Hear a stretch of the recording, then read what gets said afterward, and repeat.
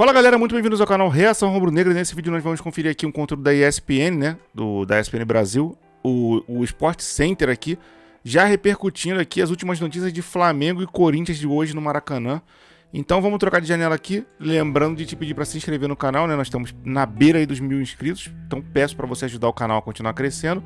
E vamos lá, like no vídeo, se inscreva no canal, 3, 2, 1, lau. Pessoal, agora é a hora da verdade, tá? Quem passa e quem fica pelo caminho. Vamos começar pelo jogo de hoje, então o assunto é Flamengo e Corinthians. Direto então do Maracanã, a gente recebe a Roberta Barroso aqui no nosso telão com as informações deste grandíssimo duelo. Beta, bom dia, bem-vinda.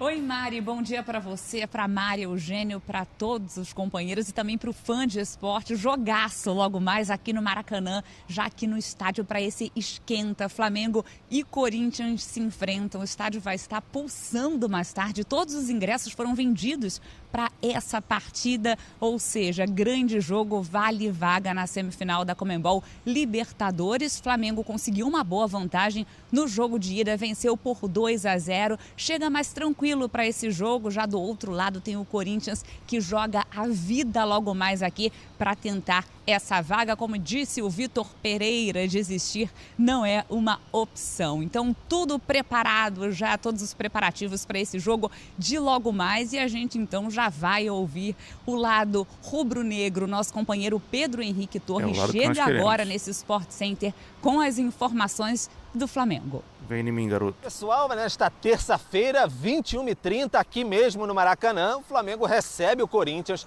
pelo jogo de volta da Copa Conmebol Libertadores. Na última semana, o Flamengo venceu por 2-0 na Neoquímica Arena e, por isso, tem a vantagem, pode até perder por 1 gol de diferença, que avança à semifinal da competição. O técnico Dorival Júnior, se não tiver nenhum tipo de problema de última hora, vai mandar a campo o Flamengo considerado o ideal de momento. O Flamengo aguarda também a chegada da documentação do Xangai da China para ter Oscar como reforço. O meia treina no interior de São Paulo, mas sabe que o tempo passa. Na próxima semana, segunda-feira, se encerra a janela de transferências internacionais.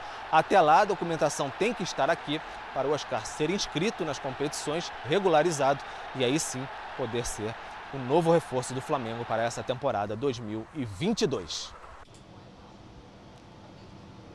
Boa, Pedro, valeu. E agora a gente vai para o outro lado para acompanhar todas as informações desse Corinthians. Como eu disse, joga a vida no jogo de logo mais. O Flamengo chega sem mistério. Como é que chega esse Corinthians? Quem traz todas as informações é nosso amigo e companheiro Mendel Bidlovski.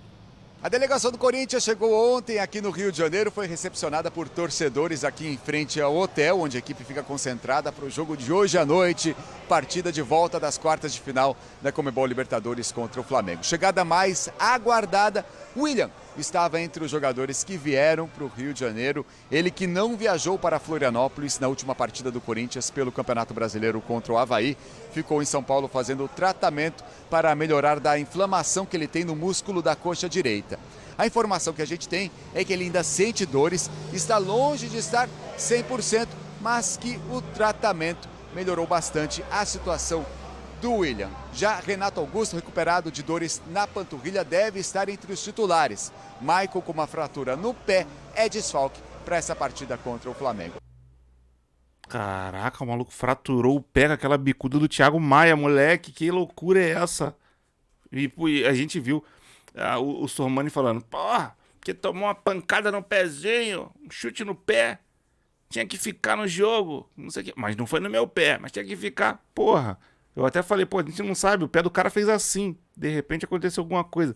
Cheguei a falar isso no vídeo que eu lancei na semana passada, ou essa semana, não lembro mais. Porra, 130 vídeos que eu já botei aqui. Porra, que loucura, aquela bicuda do Thiago Maia quebrou o pé do cara.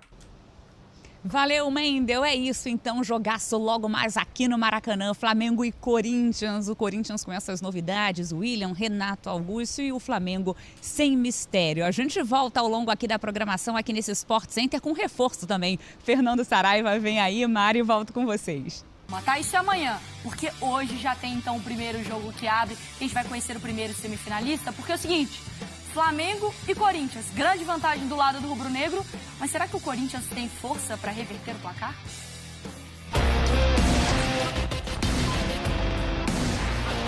Reverter o 2-0 do Flamengo em pleno Maracanã é uma missão pra lá de difícil. Mas se estes corintianos vieram até o Rio de Janeiro, é porque confiam.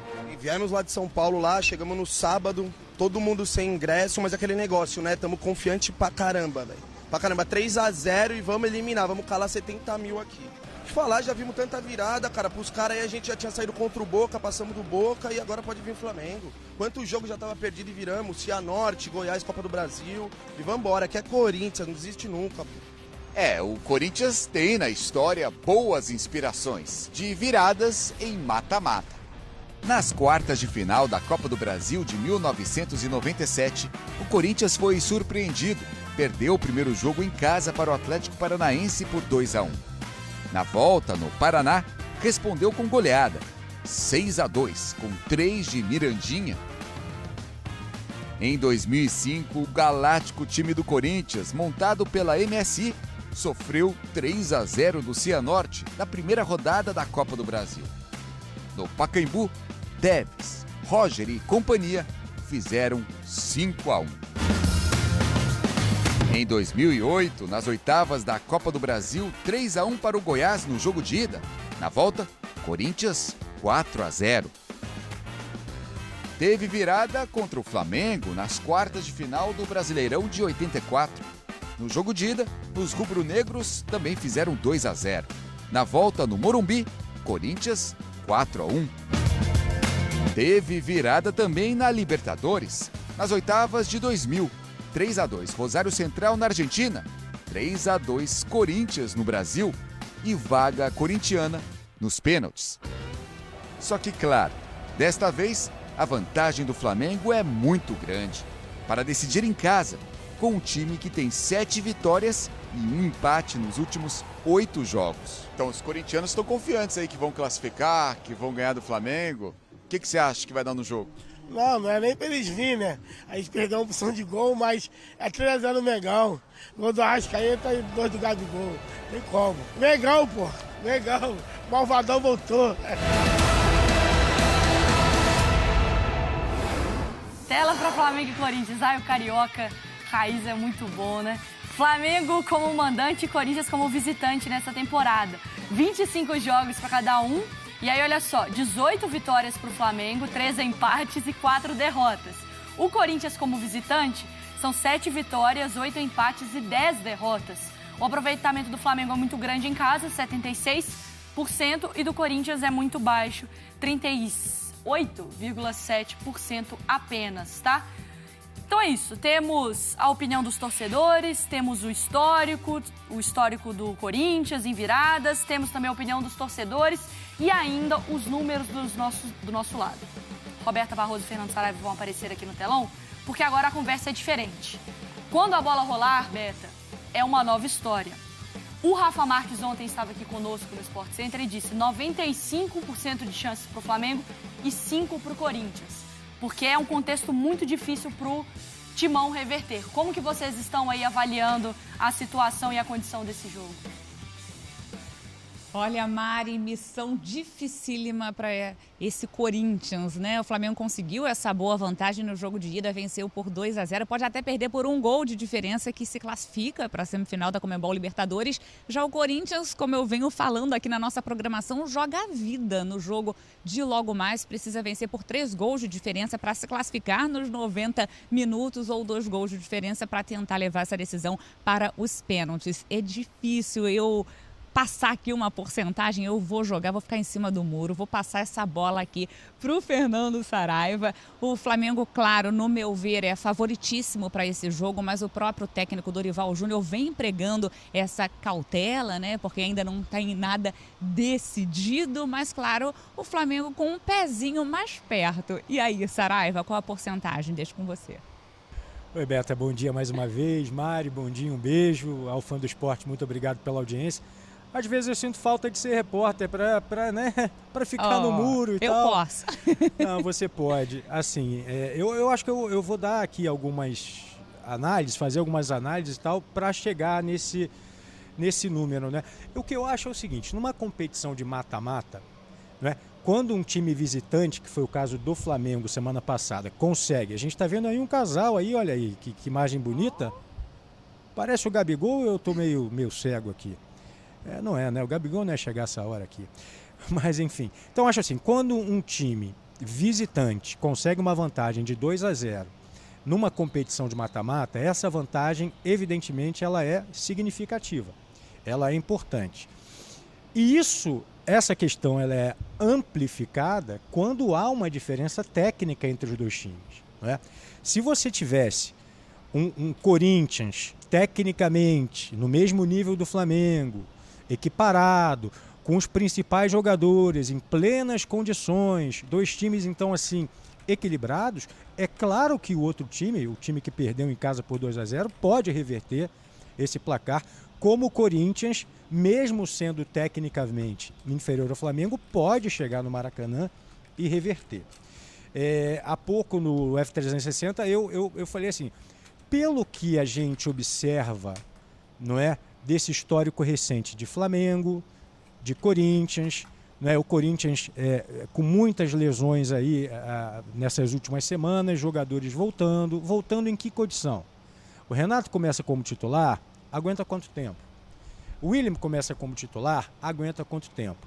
Agora, é um Corinthians, sem dúvida nenhuma, mais qualificado em comparação ao primeiro jogo, tem dúvida nenhuma.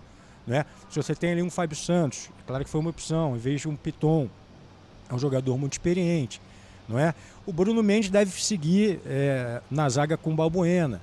Aí você tem o Fagner, tudo bem, o Fagner jogou. Aí do meio para frente você vai ter o Renato Augusto. O Renato Augusto, mais na construção, mas ele vai ter capacidade de fazer uma marcação, de fazer uma recomposição com intensidade, para justamente os Corinthians tentar ganhar o meio campo, porque eu acho que a grande dificuldade é essa. Eu acho que o grande mérito desse Flamengo é do meio para frente. A defesa se estabilizou, leva pouquíssimos gols, mas muito em função do trabalho de marcação que começa lá para frente, não é? O Vitor Pereira, num primeiro momento, cita que houve um choque de realidade. Depois ele adota um discurso protocolar, liturgia do cargo, dizendo que se o Corinthians não acreditasse, não tinha nem que viajar. Desistir, né? Não é uma opção. Não é uma opção, E aí, só para falar do lado do Dorival Júnior, além do trabalho dele ser muito bom, não é? Os resultados, é claro, que trazem um clima de tranquilidade, não é? Mas, assim, o discurso pé no chão do Dorival é que me chama a atenção. Isso mostra um técnico maduro. Em nenhum momento ele deixa o oba-oba entrar, seja no vestiário, seja em entrevistas. Os jogadores entenderam isso perfeitamente, tanto que reproduzem o discurso do Dorival, não é? E as vitórias, juntamente com o trabalho do Dorival, trouxeram a paz ao Flamengo, não é? A gente lembrar com o Paulo Souza, era um problema atrás do outro. Primeiro com o Diego Alves, depois de novo com o Diego Alves, depois com o jogador X, com o jogador Y. Então, assim, o Flamengo melhora o desempenho, ganha e o clima está tranquilo. Então, assim, eu diria, pela vantagem, tá? Se fosse um jogo só, eu botaria 70-30 para o Flamengo, mas com o primeiro resultado construído, eu boto 90-10 para o Flamengo, Roberto. Olha aí, então essa é a porcentagem de Fernando Saraiva. Mari, esse jogaço logo mais aqui no Maracanã, a gente nesse esquenta, o Corinthians vai precisar ser muito ofensivo para quebrar também aquela linha defensiva do Flamengo, Mari. Gostei, hein? 90-10, é assim que a gente gosta. Colocaram o comentarista na situação de exposição, é assim que funciona. Mas é que assim, o contexto, Eugênio e Mari, aqui também para a gente debater, é muito difícil você não colocar o Flamengo com esse número muito alto. É um Flamengo que vem jogando bola, é um Flamengo com a confiança lá em cima, é um Flamengo em casa, é um Flamengo com o estádio cheio, é um Flamengo com todos os jogadores à disposição, é um Flamengo com 2-0 na conta e um Corinthians que não... Assim, qual foi a grande exibição do Corinthians que te faz acreditar que ele vai empurrar o Flamengo no Maracanã? O time deles não faz gol, pô. Não vai ter, ninguém vai se lembrar de nenhuma. É muito pessimismo da minha parte? Não, eu acho que o placar foi construído, vista, né? Pro lado do corintiano, né? Pro lado do flamenguista, eu tô otimista demais. Mas, assim, é um absurdo a gente colocar um 90-10, 95-5? Não. Não, né? Não. Porque O Corinthians não me deu uma amostra de que, assim, caramba, ele vai ter uma troca de passes envolvente e ele também é muito bom na recomposição, porque os jogadores são velozes e física. Nada leva a gente a crer isso, claro, antes do jogo. O futebol é maluco. Um golzinho no início, um expulso, o jogo vira, enfim. Mas pensando friamente, Mari, como que você faz essa avaliação? A exibição do Corinthians em relação a placar foi a partida contra o Santos pela Copa do Brasil, jogando em casa, que goleou. Mas aí teve como adversário um time que não jogou. E aí o Corinthians fez valer mando de campo muito forte dentro da arena e ali as coisas funcionaram para aquele placar elástico acontecesse. Só que é completamente diferente a realidade atual. É um Flamengo que construiu a vantagem jogando bola e sabendo sofrer os primeiros 30 minutos na casa do Corinthians e agora recebe um adversário que ainda não venceu como visitante nessa Libertadores e marcou apenas um gol. Então, assim, é uma situação muito difícil para o Corinthians, porque além de precisar jogar muita bola, vai precisar que o adversário não consiga atuar diante da sua torcida, com muita gente presente no Maracanã. Então, assim, o Vitor Pereira, ele vai ter que montar estratégias para, nos primeiros minutos ali, tentar buscar já um gol, só que também não se expor tanto para sofrer. Só para liberar o pessoal ali do Maracanã, quero fazer mais uma pergunta para o Saraiva e para a Roberta. Como que tem que ser o comportamento do Corinthians no jogo? Ir para cima, se expõe? Porque do lado do Flamengo a gente conhece como o Flamengo joga e para ele com a vantagem está tranquilo. Mas como o Corinthians tem que se comportar? Cuidado, mais cauteloso, tentando uma bolinha, mas sem se expor? É ir para cima e jogar o tudo ou nada? Como vocês avaliam, Beta e Fernando? Exatamente, Mari. A gente quer saber como é que o Vitor Pereira vai montar esse Corinthians, porque se tomar um gol, a situação fica ainda mais complicada. Então tem que ter todo um cuidado, cautela para essa partida. E aí, Saraiva, qual vai ser o comportamento que você espera desse Corinthians de Vitor Pereira? Como a Mari disse, o Flamengo a gente conhece bem, sabe como é que o Dorival trabalha e como é que chega esse Corinthians. Como tem que ser esse comportamento, Saraiva? Eu não queria estar na pele do Vitor Pereira, não. Nem eu. Mari Pereira, bom dia, que eu não dei bom dia. Eugênio Leal, meu ex-vizinho, companheiro de muitas coberturas aqui no Maracanã. Eu acho que essa é a grande dúvida do técnico português. E imagino que uma dúvida que provavelmente tirou o sono dele nos últimos dias, né? Porque assim, o Corinthians precisa da vitória. Mas se começar tentando propor o jogo, adiantando linha, pode dar espaço para o Flamengo. E o Corinthians levar um gol no início do jogo vai deixar a missão ainda mais difícil. Fatal. Eu imagino que o Corinthians não fuja muito, pelo menos no começo do jogo, do seu estilo, um pouco mais posicional, marcação encaixada, para tentar, então, num contra-ataque, achar um gol. Eu acho que o início do jogo será assim. O resultado não vindo, o jogo seguindo num 0-0, necessariamente o Corinthians no segundo tempo vai precisar se abrir, não é? E aí ele tem algumas opções, até a gente, claro, tem só a prévia da escalação, mas imagina que o Roger Guedes não comece jogando e tal, então ele tem jogadores de velocidade ali, talvez para no segundo tempo tentar ali um tudo ou nada, uma cartada final. Mas eu entendo que o Corinthians começar propondo o jogo, que é algo que foge do estilo do Corinthians, a gente sabe disso, eu acho que seria um risco muito grande, né? E só para devolver, a gente está vendo imagens aí lindas do Maracanã, os últimos preparativos, estão ali já organizando ali umas faixas, né? Que vão de um lado a outro ali da arquibancada superior do Flamengo. Tem um mosaico também, parece que está sendo montado, que a gente não consegue identificar o que é, e os últimos retoques aí no gramado. Choveu de manhã, faz um friozinho para Carioca aí, na casa de 23 graus e tal, mas o Maracanã já vai ficando bonito aí, já vai ficando arrumado para a festa, Roberto. E mais tarde vai estar bem quentinho aqui esse Maracanã, mais de 65 mil torcedores vão empurrar. Então, Flamengo e Corinthians vale vaga na semifinal da Conmebol Libertadores, Mari. Boa, Roberta. Obrigada, Saraiva, também pela participação. Eu adoro o friozinho carioca, 23 graus. Meu Deus do céu, 23 graus, é o friozinho do Rio de Janeiro. Antes de passar, o Simon já está aqui conosco também no estúdio. A gente vai falar sobre o árbitro, mas só ouvir o Eugênio rapidamente sobre essa partida. Como que o Corinthians deve se comportar?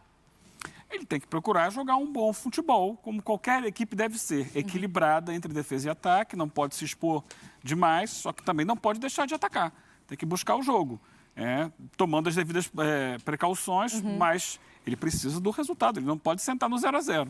Agora, pensando então, falamos dos dois times, mas tem um terceiro elemento que conta muito, que é o árbitro. Simon, bem-vindo ao Sport Center.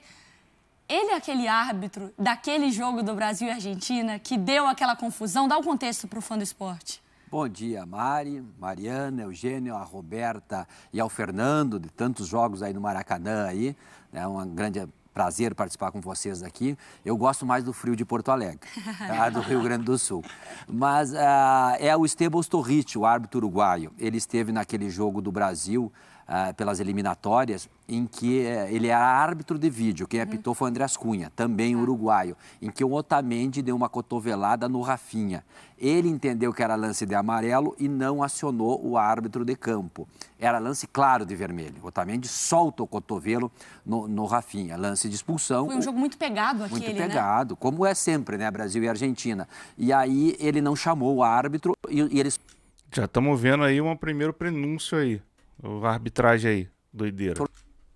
Suspenso, os dois, todo mundo foi suspenso naquela época. Ele já esteve em jogo do Flamengo também, na final em 2019, entre o River Plate, ele foi árbitro de vídeo, teve bem, já apitou jogo do Flamengo na vitória sobre o LDU 3-2, aí foi até aconteceu um lance inusitado, em que ele se vira para apontar e acaba acertando o rosto do Diego, aí os jornais já estamparam, árbitro dá soco em Diego e tal, mas nada disso. Mas enfim, é um árbitro, estará acompanhado de Richard Trinidad e Carlos Barreiro, o quarto árbitro, Leodan Gonzalez. O árbitro de vídeo, perdão, todos uruguaios. É um jogo muito difícil, muito difícil. O árbitro, na linguagem de futebol, a gente fala assim, Mari, é uma pedreira. Né? Sujeito a tumulto até no minuto de silêncio, porque é um clássico onde decide, é evidente que o Flamengo, e vocês já comentaram aqui, leva vantagem, mas futebol é futebol, então o árbitro desde o primeiro minuto, até porque a característica do jogo vai ser, eu entendo que vai ser diferente, tu tem que fazer a leitura, o Corinthians tem que ganhar, vai se jogar. O Flamengo já mais, né, saindo no contragolpe e tal, com toda a sua técnica e extraordinários técnicos de futebol, todos os dois. É evidente que o Flamengo também, na minha opinião, leva vantagem. Tá? Mas é um árbitro, assim, quando a gente pensa na avaliação, é um bom árbitro para o jogo? Você pensa, é um árbitro preparado para o nível e da exigência dessa partida? É preparado. Também não tinha muitas opções na Conmebol. O Vilmar Roldan, que é outro árbitro, estará no jogo de amanhã, no Palmeiras e Atlético Mineiro. Os argentinos ficaram fora. Os argentinos que de boa atuação, tanto o Lustó como... Lustó apitou o primeiro jogo, né? Apitou o primeiro jogo. Muito boa atuação dele, né? Um árbitro tranquilo. E o outro foi o Facundo Telo, que apitou o jogo do Palmeiras e Galo. Então, os argentinos ficaram fora. Não tem muitas opções. É uruguaios, né? Tem 2 uruguaios nesta fase da competição, um colombiano e um paraguaio. Ele é bom árbitro. Agora, é um jogo extremamente complicado, difícil, mas com certeza, o árbitro, antes do jogo de sair, se prepara muito. Ele já viu o jogo anterior, se prepara com seus companheiros, dá uma preleção lá no estádio, todo mundo muito focado, concentrado, né? Porque a rivalidade é enorme. Sim. E o que está em jogo também é muito importante. E para o árbitro também, né? Que ele quer ir adiante na competição. Então, um jogo dificílimo, mas a arbitragem, eu diria que é difícil, né? Sim. Mas diria que é um árbitro preparado para esse tipo de jogo. Simon, eu gosto muito de você, mas eu espero não te ver amanhã aqui, porque a gente não precise falar de arbitragem, tá? Foi um prazer tê-lo aqui no estúdio. Tá, tomara, porque no jogo anterior teve um lance com a mão e tal, que foi gol legal, mas a gente está aqui sempre para esclarecer qualquer dúvida do nosso fã do esporte. A satisfação foi minha, um abraço a todos. Boa, muito obrigada, Simon. Vamos pro intervalo, então, porque tem muita coisa pra gente conversar.